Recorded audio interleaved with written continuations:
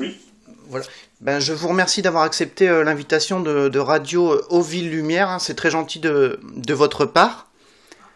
Donc, je vous en prie. je vais vous laisser avec mes deux animateurs, hein, qui sont Nicolas Hénon de Paris Team et Florian Lavigne du site tribunepsg.fr. Donc à toi, Florian. D'accord. Bonjour. Bonjour. Je voudrais savoir, moi, quand je reprends un peu vos news là pour en faire des articles pour mon site, souvent j'ai des retours négatifs, comme quoi, le Disport c'est pas un journal, ils font plus dans le people qu'autre chose. En plus, bien souvent ils ont des infos bidons. Après, on peut aimer ou pas aimer, c'est les goûts et les couleurs, ça se discute, mon dit. Mais est-ce que vous, de votre côté, vous avez des retours comme ça? Est-ce que au niveau marketing du journal, ça se ressent? Écoutez, bien sûr qu'on a aujourd'hui affaire à des gens qui nous lisent, qui aiment ça, des gens qui nous critiquent. Je crois qu'à partir du moment où on publie un journal ou un site internet, on est soumis à la critique des gens qui nous lisent. De notre côté, on sait le travail que l'on fait, on sait le sérieux qu'on essaie d'apporter à l'ensemble de nos publications, que ce soit sur le journal ou sur le site internet. Je comprends qu'on puisse être critiqué, puisque notamment quand on voit notamment à la une de cette semaine qu'on peut parler de Lionel Messi et de mettre le logo du PSG à côté, effectivement, on peut dire que Lionel Messi ne viendra jamais au PSG. Ce n'est pas ce qu'on dit, on ne dit pas que Messi va signer au PSG, on explique juste qu'il y a des contacts et que le PSG aujourd'hui est positionné sur les meilleurs joueurs du monde, Cristiano Ronaldo, Lionel Messi. Effectivement, on peut comprendre que les gens peuvent contester, mais si vous lisez ce qu'il y a à l'intérieur, si vous prenez le temps de découvrir toutes les informations qu'on peut publier, vous verrez qu'il y a du sérieux, il y a du travail. Et voilà, je comprends qu'on peut être critiqué, mais je pense qu'il faut prendre le temps de lire ce qui est écrit. On ne dit pas que Messi va signer au PSG, on dit juste que le PSG s'intéresse à lui et qu'il y a des contacts entre les deux clubs. À toi, Nicolas. Oui, bonsoir, Monsieur Bernard. Moi, personnellement, je suis beaucoup votre journal, j'en suis un inconditionnel depuis le début.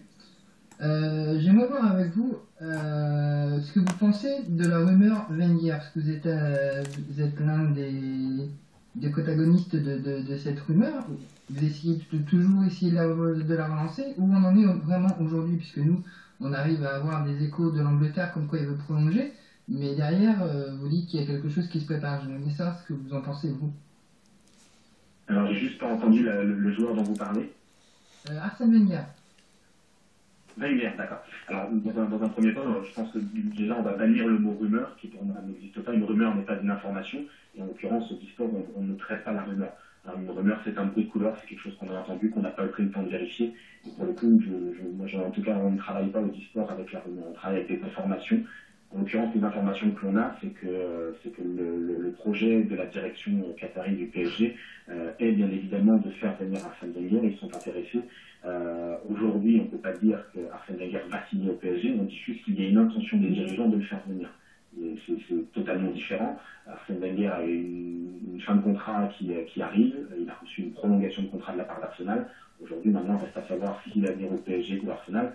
On ne peut pas lire je ne suis pas devant et je ne peux pas lire dans une boule de cristal qu'il y a. Je ne peux pas vous dire qu'Arsène Wenger va signer là ou là. Je peux juste vous dire qu'il y a des contacts et qu'il y a des choses qui vont bouger. Aujourd'hui, on est encore très loin de savoir ce qui va se passer. On peut juste essayer de se pencher sur le sujet et de se dire que Arsène Wenger, aujourd'hui, a une piste assez chaude, c'est celle du PSG, puisqu'il est en fin de contrat et que c'est une possibilité aujourd'hui. Très bien. Le PSG est aujourd'hui votre gagne-pain sur le journal ou pas? Pardon? Le PSG est-il votre priorité sur votre journal aujourd'hui? C'est pas une question de priorité, c'est une question d'acteurs du marché. C'est-à-dire qu'aujourd'hui, les deux clubs qui ont de l'argent dans le football, c'est le PSG, c'est l'AS Monaco. Voilà, donc à partir de ce moment-là, ce sont eux les principaux acteurs. C'est normal qu'on en parle. Si aujourd'hui Saint-Etienne avait de l'argent, on parlerait de Saint-Etienne, des différents mouvements qu'il peut y avoir dans ces clubs. On n'est pas là pour essayer de vendre quelque chose, on était là pour essayer de travailler sérieusement. En l'occurrence, Paris et Monaco sont les clubs qui sont les plus actifs sur le marché des transferts. Paris recherche un profil très particulier, qui est un poste sur le côté gauche, un poste offensif. Monaco cherche aussi à renforcer son effectif. On parle là du mercato d'hiver. Il y a également des pistes qui sont pour le mercato estival de 2014. Mais voilà, on n'est pas là pour faire que du Paris, que du Monaco, que du Marseille. On est là pour parler de la réalité du marché. Et en l'occurrence, la réalité, c'est qu'aujourd'hui, les deux seuls clubs qui sont à même de dépenser de l'argent dans les transferts, ce sont le PSG et Monaco. Et voilà, c'est pour ça que vous les retrouvez souvent à la une du sport, le PSG assez régulièrement, parce qu'ils sont très attractifs et très, très actifs. D'accord. Quelles sont les ambitions du e-sport? Les ambitions? Oui. Parce que là, aujourd'hui, vous êtes... Excusez-moi, j'ai pas... Oui, les ambitions du e-sport, quels sont les projets? De continuer à se développer comme c'est le cas depuis 5 ans. On a démarré en quotidien une aventure qui était assez ambitieuse, courageuse, c'est-à-dire d'aller sur un terrain du quotidien qui est particulier, puisque la pluralité de la presse sportive en France n'existe pas. Il y a un seul quotidien, on a essayé de mettre en place un projet.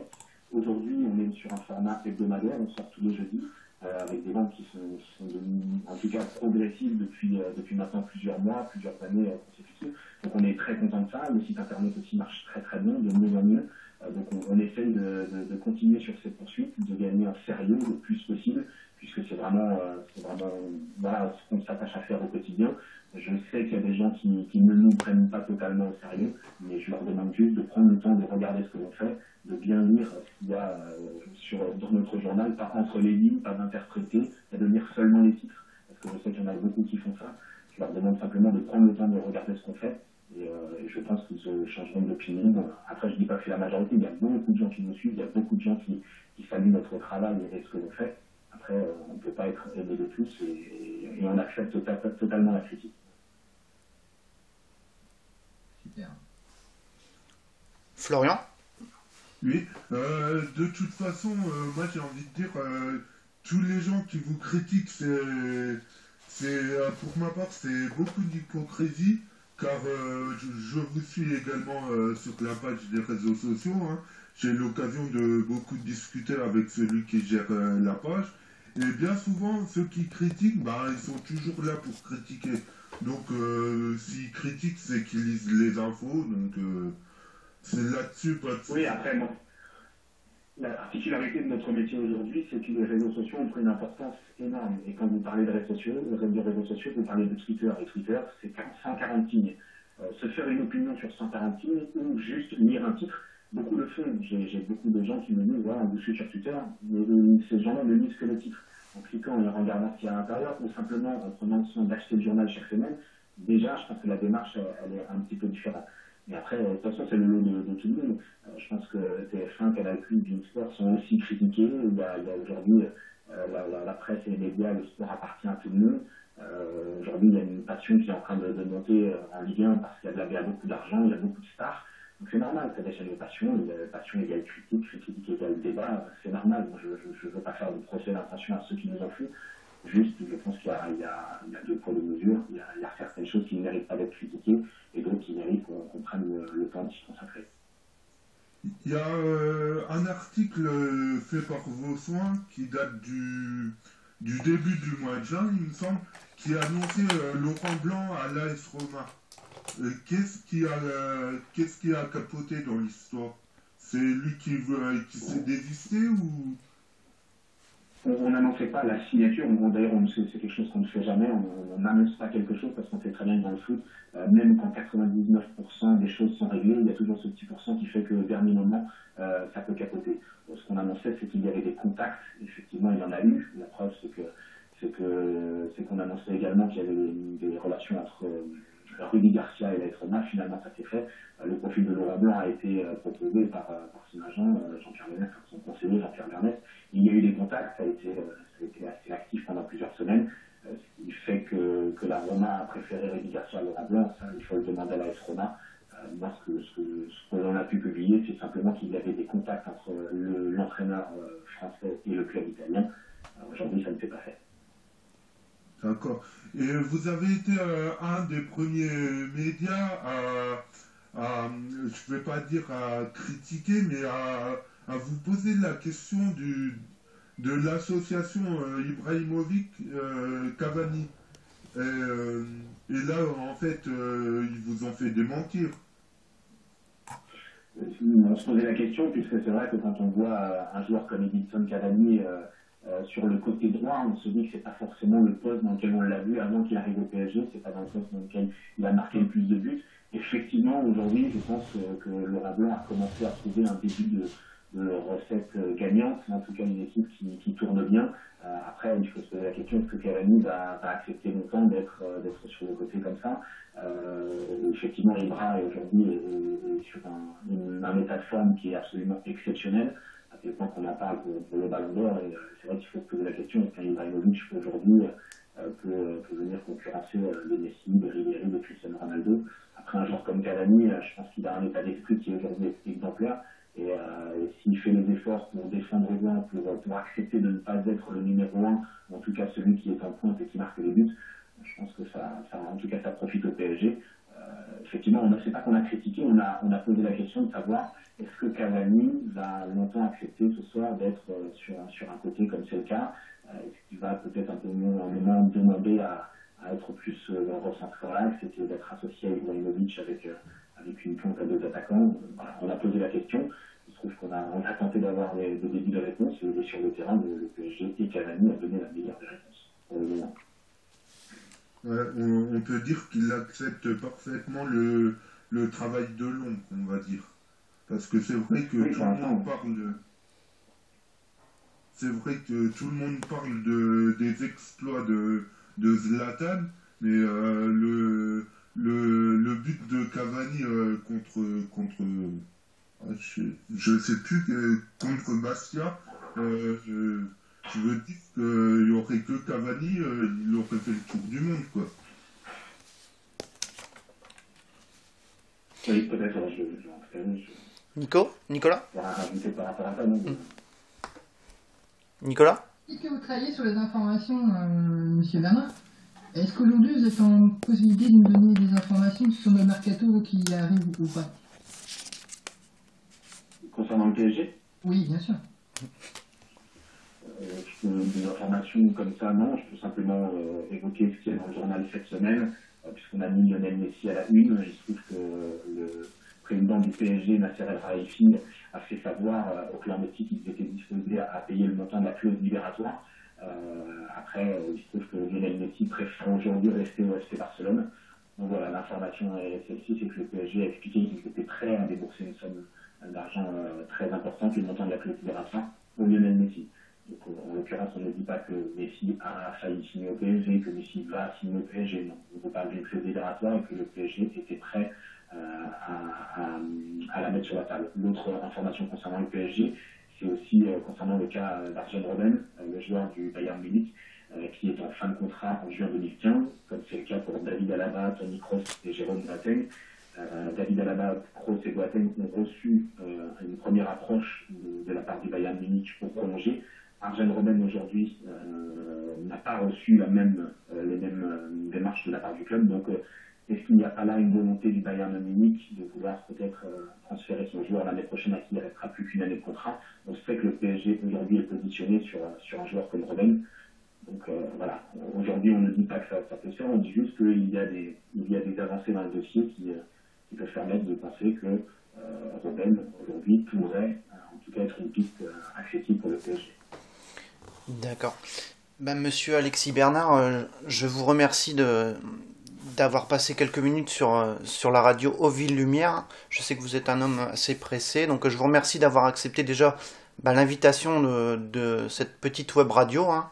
C'est très gentil de votre part. Et, je vous en prie, merci beaucoup. Et bonne continuation à vous. Merci beaucoup. Monsieur Alexis Bernard, votre travail il est super. Ouais. Je veux dire, pas là pour critiquer. On est content qu'on ait pu échanger avec vous. On n'était pas du tout là pour vous attaquer ou vous. Non, au contraire. Au contraire, nous, non, c'était pas du tout. Et ça sera avec un grand plaisir. Non, mais rassurez-vous, moi, si vous êtes là, vous pouvez critiquer tout à fait, vous pouvez ne pas être d'accord. Moi, ce que je veux, c'est qu'il y ait du débat avec du fond. C'est-à-dire que quand on publie une information, voilà, c'est un travail journalistique.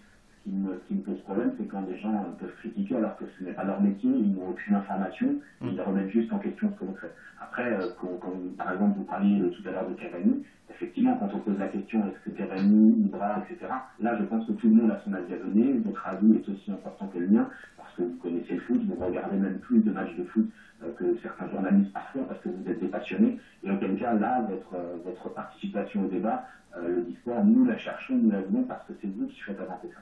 Il faut un compromis entre les deux. Notre métier, c'est de vous informer sur des choses qui ne sont pas forcément accessibles, parce que ça nécessite un travail, c'est une profession. Le reste, le débat, il est à tout le monde et vous en faites partie. Donc, j'étais ravi de pouvoir échanger, même si c'est assez court. Et je vous souhaite une bonne soirée à tous. Merci beaucoup. Plaisir partagé, merci. Merci, au plaisir partagé. Merci. Au revoir. Au revoir. Donc voilà, Alexis Bernard sur Radio Oville Lumière, hein, donc rédacteur en chef donc, du Disport. Donc c'est très gentil de sa part d'avoir accepté notre invitation, hein, je dis bien. Vous en avez pensé quoi, vous, Florian et Nicolas? Une personne très sympa, hein, oui. Et toi, Nico? Ouais, super. Florian, t'aurais dû éviter quand même de l'attaquer dès le départ, je crois. Ouais. Sur le coup, je me suis dit...